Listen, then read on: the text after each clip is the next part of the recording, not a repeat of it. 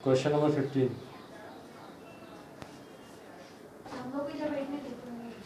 Okay, question देखो भाई। On 1st April 2010 Aditya had 50,000 equity shares in T limited. Aditya had मतलब क्या हुआ, ऑलरेडी इसका इन्वेस्टमेंट है ना, कभी अप्रैल में। तो ये था अप्रैल 2010। ये क्या है, ओपनिंग बैलेंस। ठीक है, कितने इक्विटी शेयर्स हैं? 50,000। अच्छा, the face value of the shares were 10 each but their book value was 24। ठीक है, तो एट द रेट क्या है, 24। फेस वैल्यू आपको पता है, मालूम है, याद रहेगा, 10 रुपया। और इसका मार्केट मतलब इसने कितने में खरीदा है? 24 रुपये में खरीदा है। आगे क्या है, 2 June Aditya purchase, P for purchase, कितना? 10,000 shares in T limited at a premium of 6 per share. ठीक है, मतलब देखो 10 का क्या है, फेस वैल्यू है ना, प्रीमियम इसमें ऐड करेंगे ना, ठीक है, 6 रुपया, तो इसका मार्केट प्राइस क्या हो जाएगा, 16 रुपया। तो यहाँ पे क्या लिखोगे, एट द रेट 16। समझ में आया कुछ? ठीक है, ओके। उसके बाद है ऑन 1 जुलाई 2010, यानी 1 July the directors of T limited issued bonus shares. तो यहाँ पे क्या है,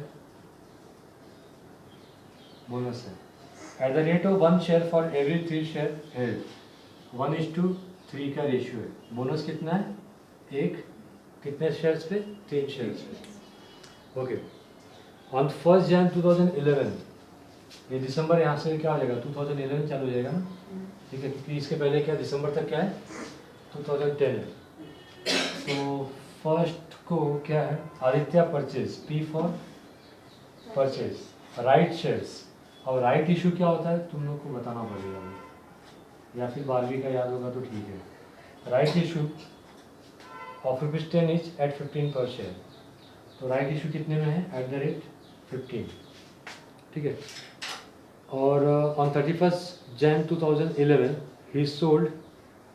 अच्छा, राइट इशू कितना हुआ,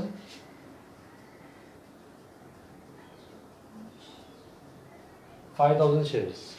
ठीक है, ऑन 31 Jan, यानी जनवरी में ही, इसी महीने में, एक काम करते इसको जैन कर देते हैं, और ये मार्च, फरवरी में कोई ट्रांजेक्शन नहीं होगा तो उसको छोड़ देते हैं। जनवरी में ही क्या है, 31 को ही सोल्ड, एस फॉर सोल्ड, कितना,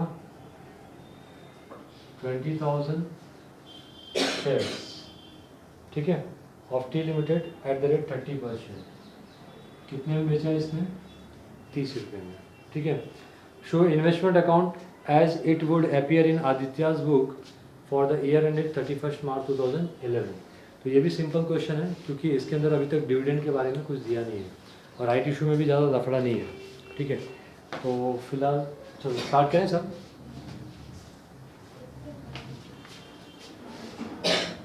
क्या लिखना है तुम लोग को, पहले लिख लो फटाफट। ओके, देखो अभी ओपनिंग बैलेंस, अच्छा इसका रेट क्या, फर्स्ट है, 1 अप्रैल 2010, टू बैलेंस ब्रॉड डाउन। कितने शेयर्स हैं, 50,000, 10 रुपये का एक है, तो कितना हो जाएगा, 5 लाख, है ना। 24 रुपये का एक है, मल्टीप्लाई करो,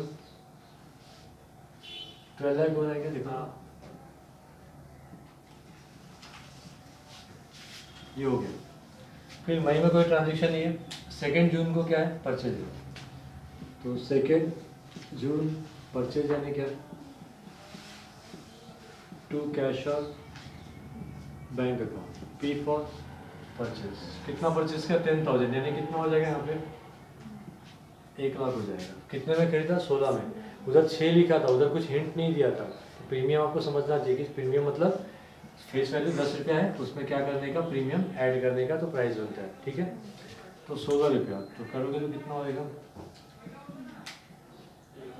1,60,000 रुपये। ये भी हो गया। मजा आ रहा है ना, इंटरेस्ट कैलकुलेट नहीं करना पड़ रहा। लेकिन इंटरेस्ट की जगह पे यहाँ पे दो चीज़ें हैं, क्या, बोनस इश्यू और राइट इश्यू। राइट इश्यू अभी और आगे आएगा और डिफिकल्ट आएगा थोड़ा, तो समझना होगा।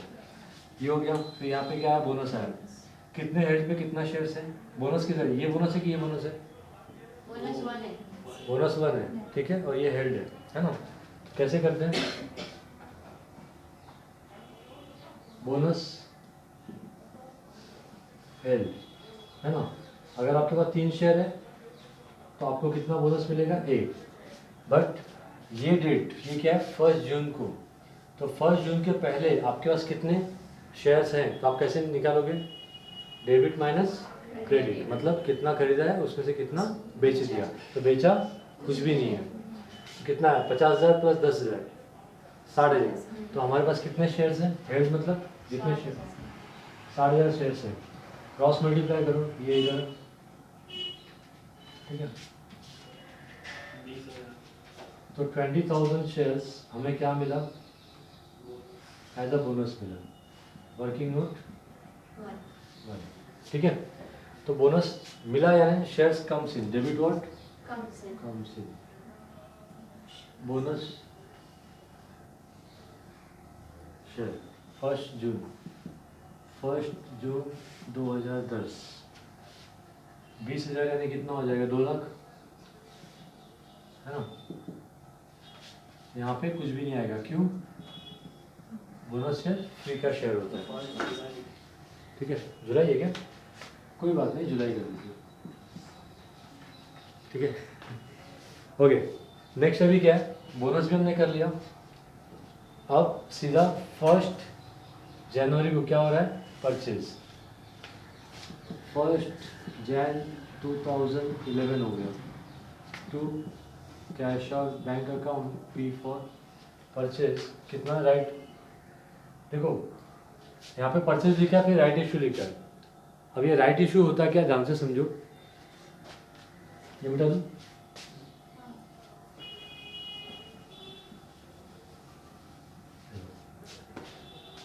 समझो कंपनी जब फॉर्म करते हैं, जब बनाते हैं, है ना, तो उसके लिए कितने मेंबर चाहिए, स्टार्टिंग में 7 मेंबर चाहिए लिमिटेड कंपनी बनाने के लिए, है ना। तो वो लोग मतलब क्या करते हैं, कंपनी को इनकॉर्पोरेट करने के लिए पूरा मतलब प्रोग्राम बनाते, पूरा डेटा वगैरह बनाएंगे, ठीक है, कि प्रोजेक्ट बनाएंगे पूरा, कि किस तरह की कंपनी होगी, उसमें कितनी लागत आएगी, क्या आएगा, और फिर वो अपना पूरा प्रोजेक्ट किसको दिखाएंगे, रजिस्ट्रार को। तो जब आप प्रोजेक्ट देखो, जैसे कि मैंने क्या बोला कि मुझे क्लासेस ओपन करना है ना, तो किस तरह का क्लासेस ओपन करना और क्या लिमिट में, कितनी सीटिंग कैपेसिटी होगी, उसमें एसी होगा नहीं होगा, वो सारा प्रोजेक्ट में आएगा ना, है ना। फिर प्रोजेक्टर होगा या नहीं होगा, तो उसकी वजह से कैपिटल क्या होगा, कम या ज़्यादा होगा। तो मतलब क्या है कि क्लासेस अगर ओपन करना है या फिर एक जिम अगर ओपन करना है, तो कैपिटल हमारे माइंड में आ सकती है कि इतना कैपिटल लगेगा, आएगा ना। तो वैसे ही जब बड़ी कंपनी हमें ओपन करनी होती है, लिमिटेड कंपनी, क्योंकि ये शेयर्स किस में आता है, लिमिटेड कंपनी में, तो उसका कितना कैपिटल होगा वो सब प्रोजेक्ट में आ जाता है। तो वो कैपिटल उतना चाहिए तो किसके पास से चाहिए, पब्लिक के पास से चाहिए, है ना। तो पब्लिक के पास से चाहिए, तो आप डायरेक्टली ऐसे पब्लिक को 10 रुपये का शेयर्स बेच के पब्लिक से पैसे नहीं ले सकते हो। आपको क्या करना पड़ेगा, पहले परमिशन लेनी पड़ती है गवर्नमेंट की। कहाँ पे जाना पड़ता है, रजिस्ट्रार के पास।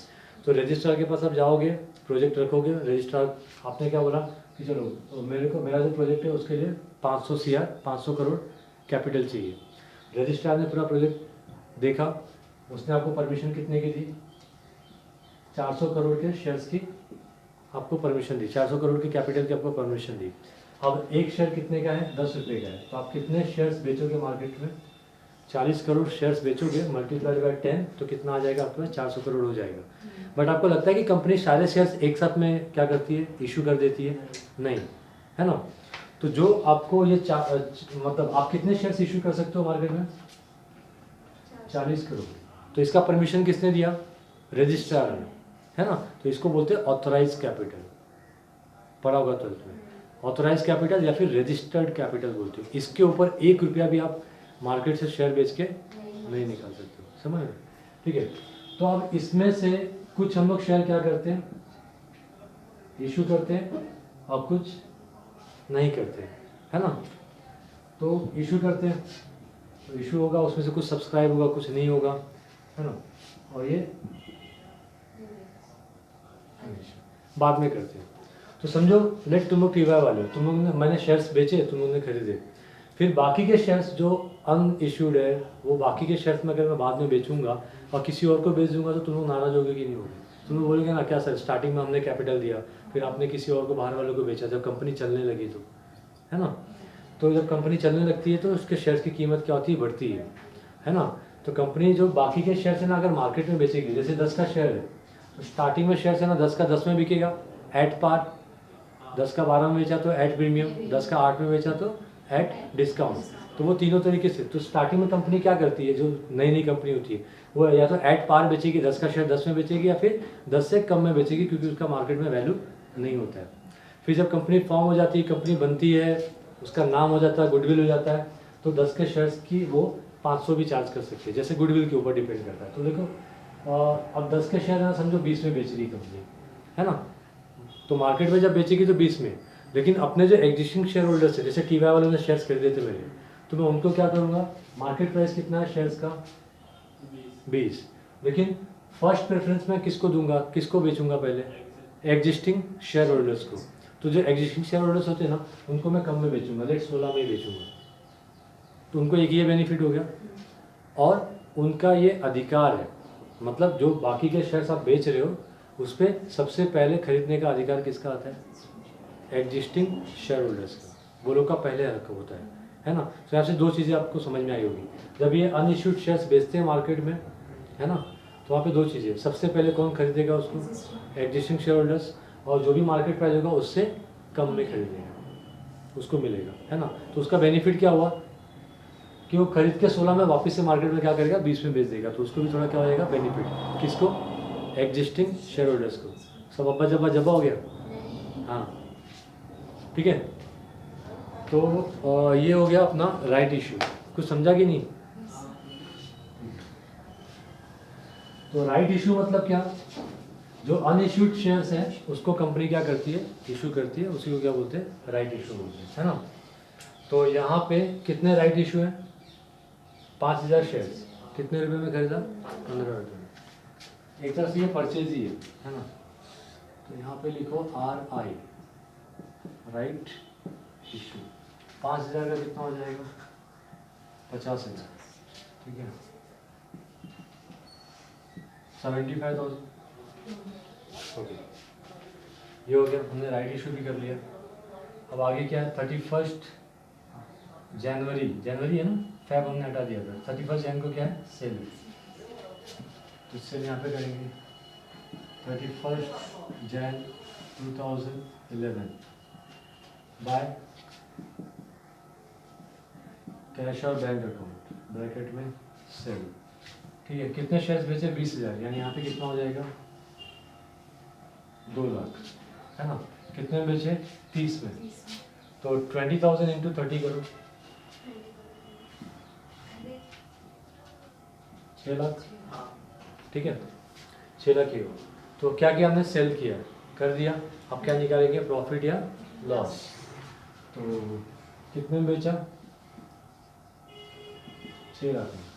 अब इसकी हमें कॉस्ट निकालनी है, तो कॉस्ट कैसे निकालोगे, इधर का कैसे निकालोगे, nominal value of investment sold, तो कितना है ये, 2 लाख, हेल्ड कितना है, 5 1 6 और 2 8, 8.5, 8,50,000, ठीक है। फिर कॉस्ट कितना है, 12 लाख, और ये कितना है, 13,60,000 और ये 75, 14,35,000, 14,35,000, देखो तो एक बार चेक करो। आस्था, हाँ मैं आऊंगी तो चलना, हाँ? ठीक है, हो गया, चलो देखो कैलकुलेट करो, 3,37,647, यही है अमन, ओके। अच्छा क्या हो रहा है, प्रॉफिट हो रहा है कि लॉस हो रहा है, ठीक है। 3 लाख का चीज कितने में बेचा, 6 लाख में, तो प्रॉफिट हुआ, डिफरेंस बताओ कितना आ रहा है, 2,63,000,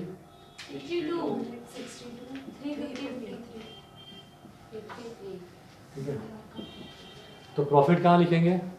डेबिट साइड। क्या कभी प्रॉफिट हुआ? 31 Jan 2011 to profit and loss account profit, ठीक है, 2,62,353,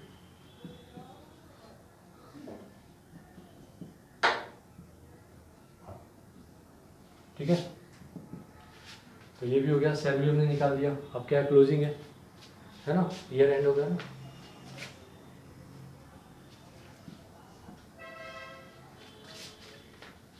यहाँ का टोटल कितना आया था? 8,50,000।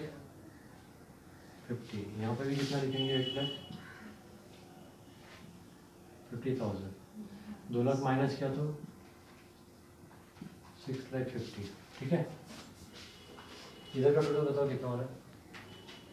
1435।